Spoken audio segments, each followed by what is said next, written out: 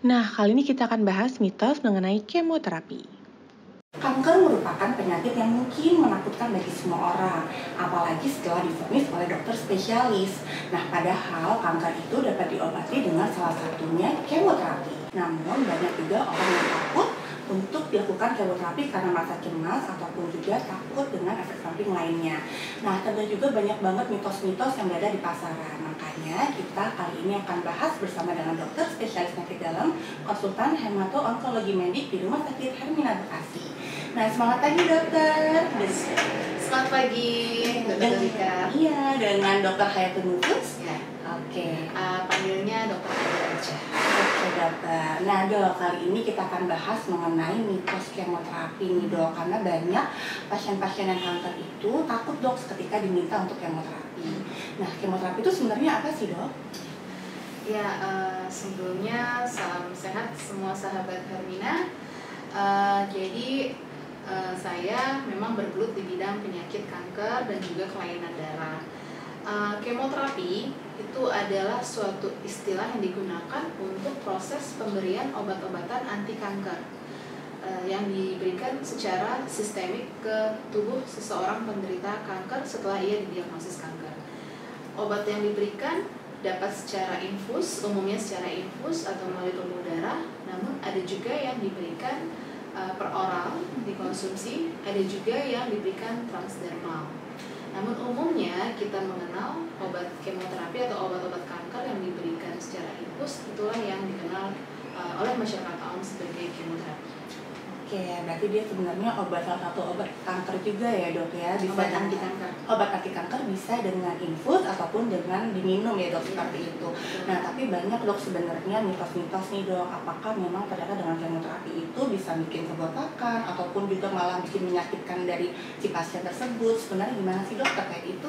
Ya, jadi tentu kita bisa memahami ya bahwa vonis kanker itu tentu sangat tidak mudah untuk diterima oleh seseorang, juga oleh keluarga, karena sekali pasien divonis kanker seperti seolah-olah semuanya tidak ada harapan lagi. Kita bisa mengerti kecemasan dan kesedihan yang dialami oleh seorang penderita kanker. Namun tetap harus semangat. Kenapa? Karena kita harus melanjutkan dengan pengobatan. Nah, pengobatan itu yang disebut dengan kemoterapi, hal ini memang banyak sekali mitos-mitos yang ada di masyarakat, dan semuanya tidak salah, tapi juga tidak semuanya benar. Kemoterapi itu diberikan secara infus ataupun oral, dia sifatnya sistemik. Jadi tujuan dari kemoterapi adalah untuk membunuh sel-sel kanker.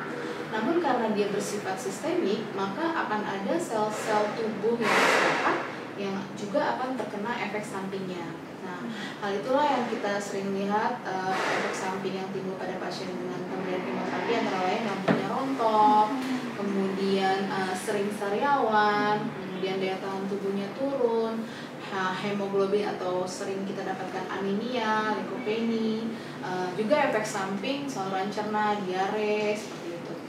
Juga ada efek samping ke saraf atau neurotoxicity. Jadi efek sampingnya dapat muncul ke berbagai organ tubuh. Oke, nah ada tipsnya nggak sih dok untuk mengatasi dari efek samping seperti yang tadi disebutkan oleh dokter? Ya, jadi efek samping ini tidak muncul semuanya dan tidak semua pasien juga akan berpotensi muncul. Jadi sifatnya ada persentase-persentase yang umumnya obat kanker tertentu akan muncul efek samping, misalnya rambut rontok, kemudian diare. Tapi ada juga obat kanker tertentu lainnya yang tidak menimbulkan efek tersebut. Nah, kadang-kadang untuk satu obat yang sama diberikan pada beberapa pasien, belum tentu semua pasien tersebut akan mengalami efek samping tersebut. Dokter akan menilai dan mengantisipasi efek-efek yang akan muncul pada pasien yang mendapatkan obat kemoterapi, dan kita akan memberikan obat-obat yang disebut dengan premedikasi atau sebelum kemoterapi, juga akan memberikan edukasi pada pasien kalau terjadi efek samping harus seperti apa, dan ada obat-obatan yang akan diberikan untuk mengatasi efek samping tersebut.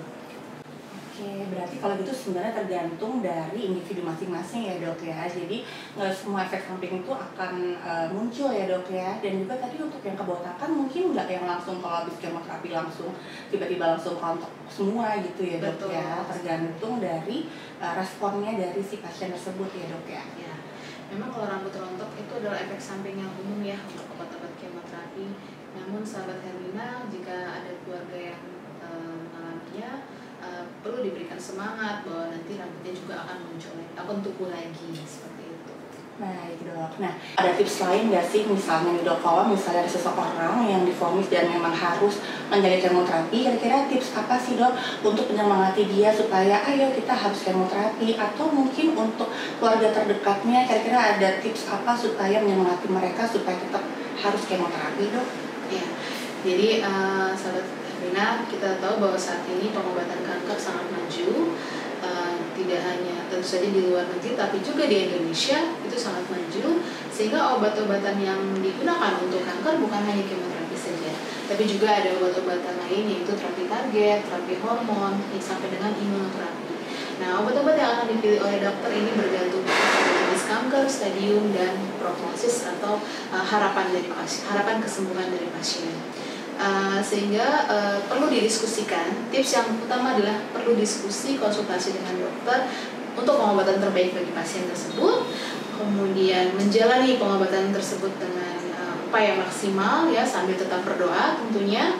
Dan yang ketiga adalah support atau dukungan positif dari seluruh keluarga, baik keluarga terdekat maupun keluarga besar, itu memegang peranan yang penting bagi pasien. Nah, dokter Aya, tadi kan selain kemoterapi sebenarnya ada pengobatan yang lain ya dok ya. Untuk kanker sendiri sebenarnya ada nggak sih dok pengobatan lain selain kemoterapi? Ya, jadi untuk mengatasi kanker kita tidak bisa sendirian.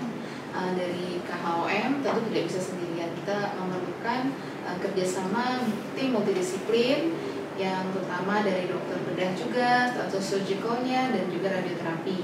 Jadi tiga dokter tersebut memegang peranan masing-masing untuk mengatasi pengobatan kanker. Namun juga kita memerlukan dokter-dokter dari bidang yang lain ya, seperti radiologi, laboratorium, dan juga rehabilitasi medik, psikiater, paliatif, sampai dengan nutrisionis. Jadi kita memerlukan tim multidisiplin yang saya rasa di Hermina ini sudah terbentuk ya. Oke, berbagi memang dibutuhkan tim multidisiplin tadi ya dok ya. Jadi bagi sahabat Hermina tidak hanya kemoterapi tapi juga didukung dengan tim-tim yang lain tadi. Nah, oh ya dok, dokter sekarang kesibukannya apa aja nih dok?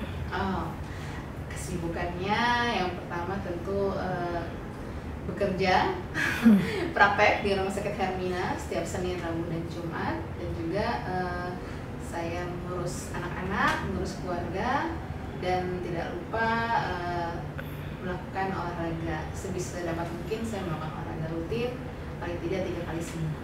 Oke, berarti dokter juga olahraga ya dok ya. Bagi sahabat Hermina jangan lupa tetap olahraga untuk menjaga hidup sehat ya dok ya. Betul. Kenapa? Karena kita harus terus menerapkan cerdik. Cek kesehatan berkala, enyahkan asap rokok, rajin berolahraga, diet seimbang, istirahat cukup, dan kelola stres. Oke, jadi sahabat Hermina banyak banget yang harus dilakukan untuk menjaga pola hidup sehat kita, salah satu dengan cerdik tadi.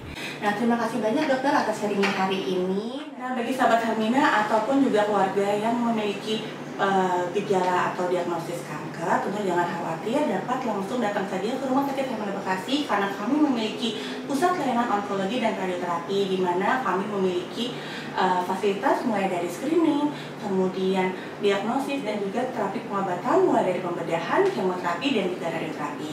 Dan jangan khawatir juga dapat langsung konsultasi langsung dengan dokter Aya spesialis penyakit dalam konsultan hemato-onkologi medik di Rumah Sakit Hermina Bekasi.